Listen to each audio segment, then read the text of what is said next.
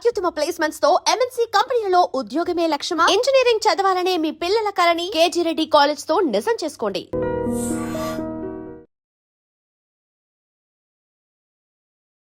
మీరు సర్పంచ్గా గెలిచిన తర్వాత కేసీఆర్ మిమ్మల్ని అభినందించారు.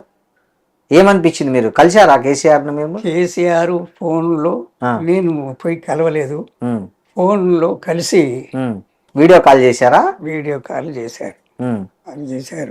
నేను కూడా నా సమ్మతి తెలియజేస్తూ వారి ఆరోగ్యాలు క్షేమంగా ఉండాలి, మీరు నాలాగా 100 ఏళ్ళు బ్రతకాలి, ఇంకా చేయవలసింది చాలా ఉన్నది, మీ ద్వారా మీ అడుగుజాడల్లో తెలంగాణ ప్రజలు నడిచేటందుకు, నాయకత్వం అభివృద్ధి చెందేటందుకు, సద్గుణాలు సంపద కలిగజేసేటందుకు మీరు ఇంకా 4 పదులు బ్రతికుండాలి, మీరు ఆరోగ్యం శ్రద్ధగా చూసుకోవాలనేది నా అభిలాష తెలుపుతూ వారికి ధన్యవాదాలు తెలిపాను. ఆయన ఏమన్నారు మీతో? ఎవరు అయినా ఈ వయసులో ఉంటారని నేను ఎప్పుడూ అనుకోలేదు. తెలంగాణలో, ఆంధ్రప్రదేశ్లో, తెలంగాణలో మన తెలుగు జాతిలో ప్రప్రథమంగా మీరు దీనికి ఉద్రిక్తులై నిలబడి గెలిచినందుకు చాలా సంతోషం, ధన్యవాదాలు తెలిపారు. కాబట్టి నేను వారికి కృతజ్ఞ అన్ని విధాలా తెలిపిన, సంతోషాన్ని వెలిపించిన. ఆరోగ్యం భద్రత అనేది నాకు వారు సూచిస్తే మేము అందరం ఆరోగ్యంగా ఉండాలని నేను కోరుకుంటున్నా భగవంతుని. తెలంగాణకు మీరు ఇండియాకు గాంధీ మార్పడెట్లను తెలంగాణ అనేక తెలంగాణ ఉద్యమానికి బునియాదులు వేసి సబ్సిడీ తగ్గిపోయి ఈ కారణాలన్నీ కూడా గవర్నమెంట్ 400 మంది పిల్లలని 69లో పోటన పెట్టుకున్నప్పుడు నా పిల్లల దంటకు చదువుకుంటోళ్ళు కూడా పోయిండ్రు, నా స్నేహితుల దంటకు కూడా. నేను ఎంతో బాధపడ్డా. చెన్నారెడ్డి గారు చేసినారు, వీరు చేసినారు, వారు చేసినారు. అది సజీవంగా ఎక్కడనో కొద్దిగా మిగిలి ఉన్నది. కాబట్టి మీరు అందుకొని మీరు చేసినారు, మీరు తెలంగాణకే గాంధీ గారు అనుకోవాలి. ఈ టైం తప్పితే మొన్న మీరు చేసిన ఉద్యమమే 2000 నుంచి చేసినటువంటిది 14 వరకు ఎన్ని మహాత్మా గాంధీ అహింస సిద్ధాంతాన్ని ఏదైతే చూపించారో, అంబేద్కర్ గారు రచించిన రచనల్లో మనకు వెలుసుబాటు ఏదైతే ఉన్నదో దాన్ని ఆధారంగానే మీరు పోరాటం చేసి సాధించరు. కానీ ఇస్తున్న తెలంగాణకు అడ్డం వచ్చిన ధర్మిలా మళ్ళీ 1200 మంది పెద్దలు ఆత్మాహుతి చేసుకున్నారు. ఈ టైం తప్పితే ఇంత జరిగిన తర్వాత నాడు నెహ్రూ దాంట్లో కలిపినా ఇష్టం లేని పెళ్లి చేస్తున్నా విడిపోవచ్చును, ఇష్టం లేనప్పుడు అనేది రాసి ఉన్నది. తెలంగాణకు ఆంధ్ర తెలంగాణకు కలిపినప్పుడు అది స్వార్థకం చేసి విడగొట్టేందుకు పూనుకున్న ధర్మిలా మీరు కృతులైనరు. మీ ద్వారానే ఇప్పుడు రాకపోతే ఇక శాశ్వతంగా రాకుండేది. ఇక మళ్ళా ఇప్పటికే తెలంగాణ భూములు 94,000 ఎకరాలు, 1,00,000 ఎకరాలు పరాధీనమైంది. తెలంగాణ ప్రజలు కూలోళ్ళుగా మిగిలిపోయినరు, మొత్తం సేవకులుగానే మిగిలిపోయినరు. వీళ్ళకు వ్యవసాయం చేయరాదు, పరిపాలన చేయరాదు అనే నినాదం కూడా తెలంగాణలో ఉన్న ఎమ్మెల్యేలు అందరి ముందట తెలంగాణకు ఒక్క పైస ఇవ్వను అని అన్ననాడు అసెంబ్లీలో. ఏం చేయగలిగినరు? ఎదురు మాట్లాడినరా ఎవరన్నా? ఎవరు మాట్లాడలే. ఎందుకు మాట్లాడతారు? ఇప్పుడు మోచేతి కింద నీళ్లు తాగినట్టుగా బ్రతికిందే తప్ప తెలంగాణ ఎమ్మెల్యేలు మంత్రులు ఉమ్మడి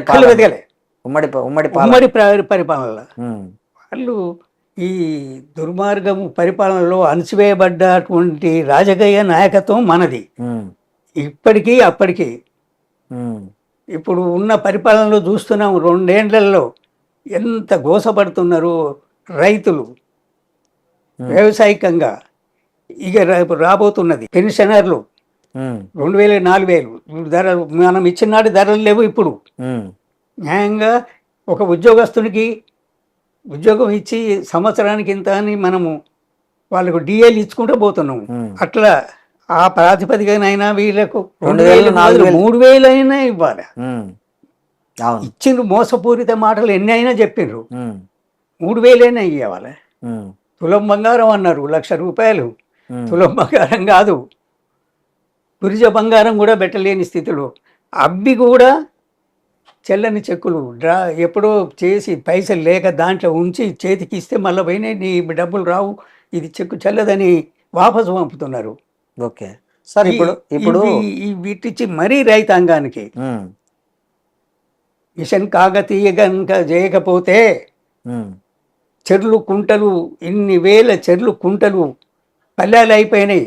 ఉమ్, ఆ మట్టి తీయటం వలన నీటి నిల్వ సాంద్రత పెరిగి భూగర్భం జలాలు పెరిగినాయి. ఉమ్, ఇవాళ వానలకు ఎదురు చూడకుండా ఉమ్, ఆ బోర్లతోని బోర్లు ఎండిపోయిన బోర్లు మళ్ళీ అన్ని బోర్లు పోస్తున్నాయి కాబట్టి వ్యవసాయికంగా పెరిగింది.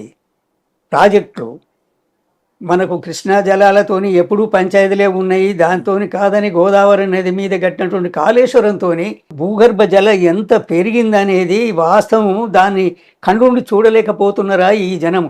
రైతులు ఎంత సంతోషపడుతున్నారు. మా ప్రాంతం తుంగతుర్తి ప్రాంతం ఏనాడు 35 ఏళ్ల క్రితం 40 ఏళ్ల క్రితం పోచంపాడు కెనాల్ ప్రాజెక్ట్ అయితే కెనాల్ను తీసి వదిలిపెట్టిపోయింది తప్ప నీళ్లు రాలే, చెట్లు మొలిసినాయి, మళ్ళీ తీసుకోవాల్సిన పరిస్థితి ఏర్పడింది. సూర్యాపేట వరకు కూడా నీళ్లు రాలేదు కదా, వర్ధన్నపేట నుంచే బంద్ అయిపోయింది, వరంగల్ వరకే అయిపోయింది. ఇదంతా కూడా జనాలు పూర్తిగా అర్థం చేసుకొని ఇప్పుడు చాలా బాధగా బ్రతుకుతూ మళ్ళీ ఎప్పుడు వస్తాయా ఎలక్షన్లు అనేది చూస్తున్నారు తప్ప ఉమ్, ఏం లేదు. ఇక ఉమ్. సార్ మీకు ఈ సర్పంచ్ పదవీ కాలం అయిపోయేకి 100 సంవత్సరాలు వస్తాయి.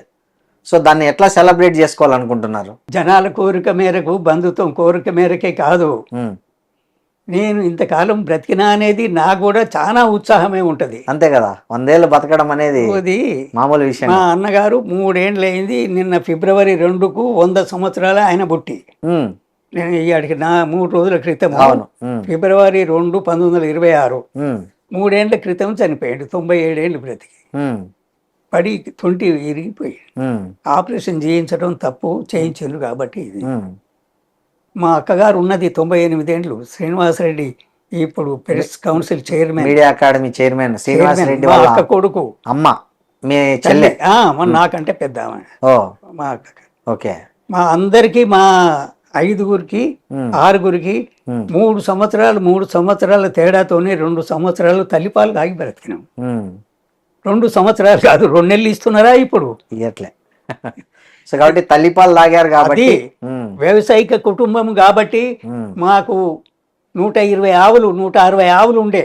ఉమ్, 50లో 60 ఆవులను కొట్టుకొచ్చి 2400 రకం తలిగితే 200 ఎకరాల భూమి ఉంటే ఉమ్, అర్రాజు పెట్టినరు ఇక్కడ సూర్యాపేటలో. ఉమ్, కలెక్టర్ దగ్గరికి పోయి వెళ్తే బాయ్ అంటే స్టే ఆర్డర్ తీసుకొచ్చినాము. నేను, మా పెదనాయన గారు, మా అన్నగారు జైల్లో ఉన్నాడు, మా నాయన అమాయకుడు. ఉమ్, నెక్స్ట్ ఇయర్ ఒక తొందరనే మా అన్నగారు జైలు నుంచి విడుదల వచ్చినాక తహసీల్ ఆఫీస్కి పోయి చూస్తే అసలు రకమే లేదు నాగారం గ్రామంలో. ఉమ్, అన్యాయంగా వసూలు చేసి పటేల్ పట్వారి వ్యవస్థ తింటున్నది. వాళ్ళని కాపలా పెట్టి పట్టుకొని నిలగదీస్తే ఫైన్గా ఎకరన్నర భూమి ఇస్తే 1 ఎకరన్నర భూమిని 3000కి అమ్మి ఆ పైసలు పెట్టి కోటకూర్చు నాగారంలో ఉన్న దాన్ని కూలగొట్టి ఆ రాయితోని ప్రైమరీ స్కూల్ కట్టించినాం 53లో. ఉమ్. సో తెలంగాణ ఉద్యమంలో మీ కుటుంబం ముందు నుంచి ఉంది. ముందు నుంచి ఉంది. నేను ముందు నిలబడ్డ రాజాకారులకు వ్యతిరేకంగా నా ఎంట ఉన్నోళ్లకు ఒక వ్యక్తికి మోకాల్లో పడింది, ఒక వ్యక్తికి ఎస్సీకి తొడలబడి వెళ్ళిపోయింది. ఉమ్, మా దగ్గర నాటు తుపాకులు ఏముంది, దాంట్లో మందు పోసి ఇంత అది పోసి ఉమ్, సలాక్తో కొట్టి వెనకట దసరా అప్పుడు పేల్చేది కాగితాలు పెట్టి మేము రాసినవి. ఉమ్, అటువంటి దాంతో 2 పుట్ట అనే వరకే రజాకారులు బంగ్లాలో ఉన్నారు, మధ్యన పొలం ఉన్నది, ఆ పొలం ఈని చేయెత్తున్నది, దాంట్లో ఉంగబడి దగ్గరికి వచ్చి ఫైర్ చేస్తే ఉమ్, 2 పడి ఫరారైనాం. ఉమ్, ఇక దరిమిల నాగారంలో మా కుటుంబాలు మేము అందరం కూడా యూనియన్ గవర్నమెంట్ ఏదైతే ఉన్నదో దగ్గర ఉమ్, నడిగూడెం, అయితే రేపాల, కోడిపుంజలగూడెం, జగ్గూడెం, కరివిరాల ఆ గ్రామాలలో 1 సంవత్సరం ఉండి యాక్షన్ అయిన తర్వాత 48 సెప్టెంబర్లో ఇది జరిగి ఇండిపెండెన్స్ మనకు నిజాం మీద జరిగినాక బయటకు వచ్చినాం. మా అన్నగారు కమ్యూనిస్ట్ పార్టీ ఉద్యమంలో వరంగల్ జిల్లా మొత్తం ఆర్గనైజ్. 4 ఏళ్ళు ఆయన 3 ఏళ్ళు జైల్లో ఉన్నాడు. గుల్బర్గా, నాందేడ్, పర్మని, జాల్నా జైళ్ళ నుంచి విడుదలైండు. మా కుటుంబం, మా బంధువర్గం అంతా కమ్యూనిస్ట్ పార్టీ ఉద్యోగమే.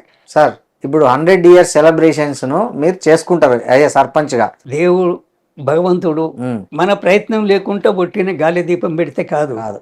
ఆరోగ్యరీత్యా నేను నాకుగా తీసుకోవాల్సిన జాగ్రత్తలు తీసుకుంటూ నా పనులు చేసుకుంటూ దానికి వెదిరి చూడకుండా పోతుంటే ఆ కాలం అదే తగ్గి 100 ఏళ్ళు అవుతాయి.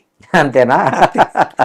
సార్ ఇంకొకటి, ఇప్పుడు నిన్న సీఎం రేవంత్ రెడ్డి ఇక్కడ మిర్యాలగూడ సభలో మాట్లాడుతూ తెలంగాణ జాతిపిత కేసీఆర్ కాదు జయశంకర్ అవుతాడు అని అన్నారు.